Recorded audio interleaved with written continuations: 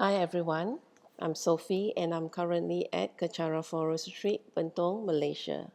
And this is the book that I'll be reading from, Gurus for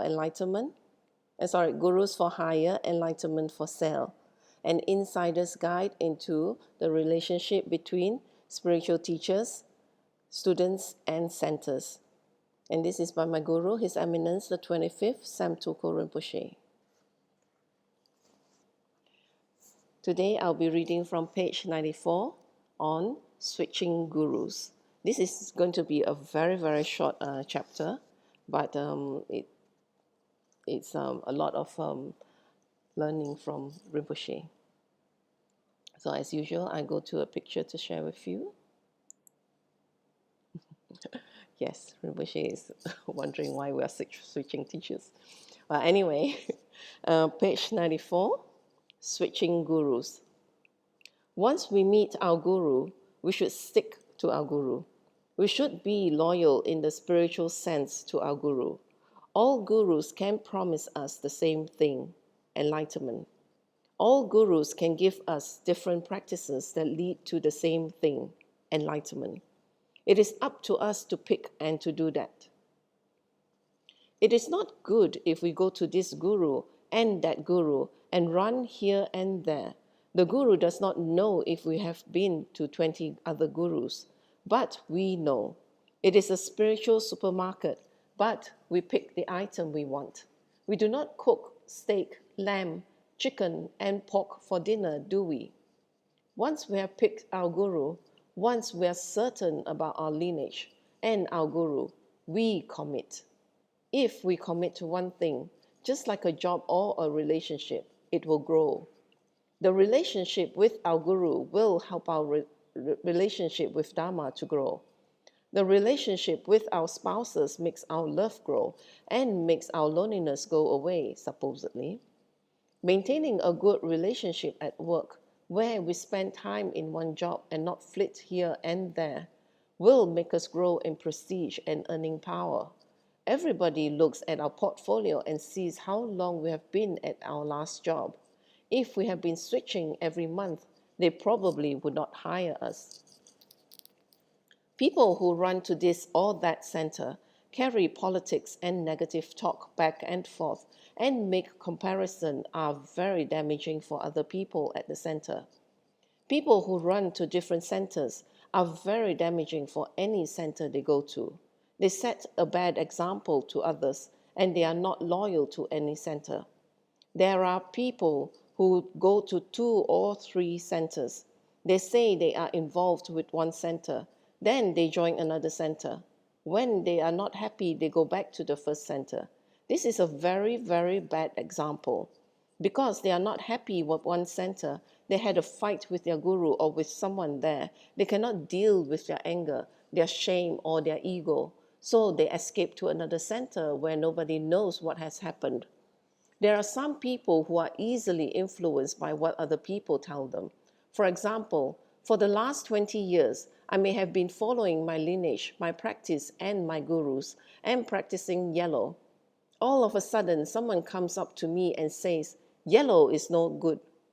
You have to practice beige, and indirectly insinuate that my guru was wrong. I go ballistic because my ego lets me think that I've picked the wrong guru. It is not even about the guru anymore. It is about my ego. I may even go as far to think my guru is wrong after I have received so much Dharma, love, care, compassion, gifts, and teachings from him. So, although I have been practicing yellow for the past 20 years and my guru has been practicing yellow all the way back to Lama Tsongkhapa's time, I switched to beige because someone told me yellow was wrong. What happens if 10 years down the line someone else comes along and says, beige is not right. We found out that gold is right. I'm not traumatized anymore because I have switched once. So I will just switch again and keep switching. Why not? I change my clothes, my lovers, my food, my glasses. So I will also change my beliefs, my Buddhas, my yidams, my practices. Change is good, I tell myself, but the only thing that is not changing is my attitude. The only fact that is not changing is that I'm coming back to samsara. I brought myself a one-way ticket. That is how people act. They have received so much from their guru, and when they just hear a bit of gossip, one tiny little rumor from another side, they really believe it and they jump to that side. What does that tell you about that person?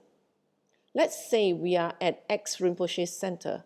We have been getting Dharma from X Rinpoche every day. We have been hanging out at her center. We are all committed and doing things with X Rinpoche.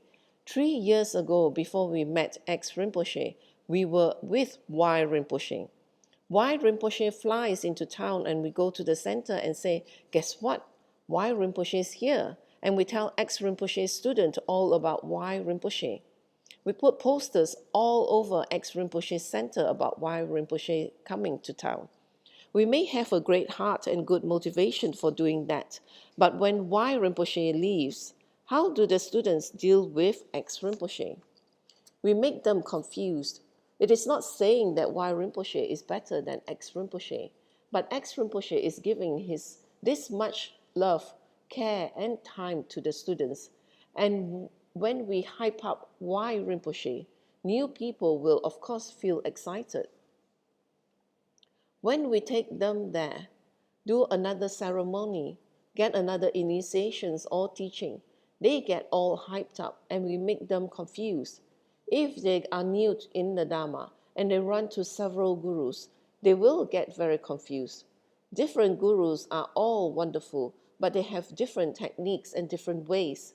And if someone is not learning or stable in the Dharma or in his practice, it will serve to confuse him, not enhance him. When I was young, my gurus never let me go to other teachings anywhere. They would say outright, no, you don't need to go. Have you learned everything I've taught you?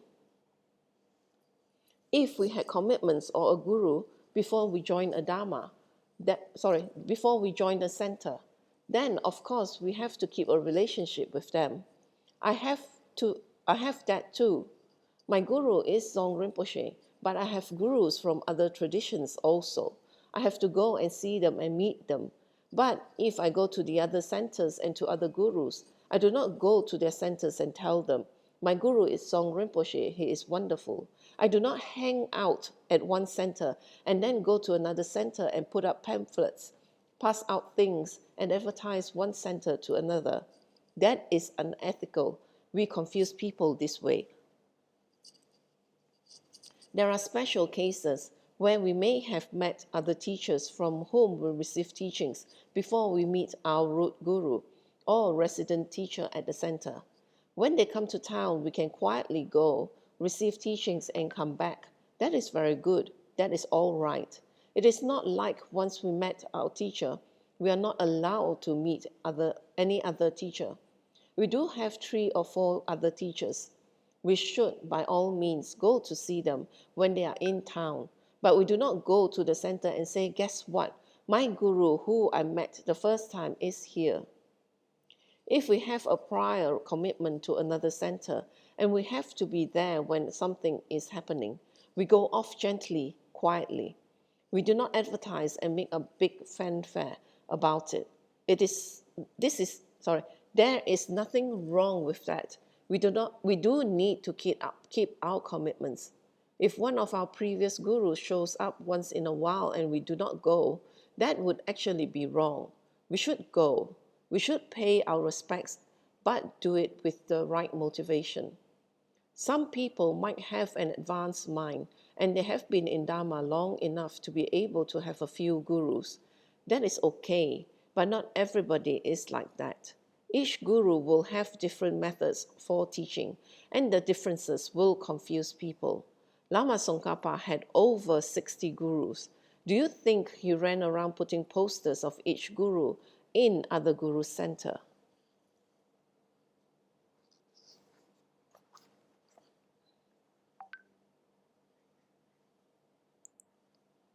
And with that, I end the sharing session for now. And thank you for sharing your time with me. And as Rinpoche said, stick stick to one center, stick to one guru, unless you have gained the attainments or your guru say that you're ready, then you know, just be loyal to your guru, because as Rinpoche said, all the gurus are good, but the thing is they have different methods of teaching and different methods of explaining things. So sometimes if we are not ready, we may get confused and it will not do us any good in our practice. So it's better that we stick with one guru who has actually shown us great compassion and great love and great care, and is guiding us in our path, and is helping us to correct all our mistakes or our afflictions, our wrong emotions. So why not just stick to that guru and um, be grateful. Really, be grateful. Be grateful for what you have with your guru. And with that, I'll end the session with a completion dedication in Tibetan. Jangyo Senjo Rinpoche, Mage Panam Geishi, Ge Panam Pame Payang, Goni Gondu Pewasho, Tony Do Rinpoche, Mage Panam Geishi, Ge Panam Pame Payang, Goni Gondu Pewasho, Daso Jini Sapage Wadi, Dandandro Wagonaga Padang, Jepa Jeso Nosantrapai, Tamping Imporin to Sa Se Sho, Kewa Kuntu Yandala Mada, Drami Choki Pala Lonjo Jane, Sadam Langi Yoterazoni, Doje Changi Opanga to So. Gewadi Yududa Lama Sangedrione, Joa Chiga Malupa, Dei Salago Pashu, Jogi Galpo Sungapa, Josuna Papewala, Geki Sama Siwada, Tungi Malu Sawashu, Dada Songi Desenda, Drewa Songi Latene, Gewa Losandrapai, Tampa Uriva, Giushi, Ni Modele Sendele, Ni Mingunyan Deleshin, Ni Sentato Delepel, Kunchusungi Jingilo, Kunchusungi Ngodroso, Kunchusungi Trasi Show.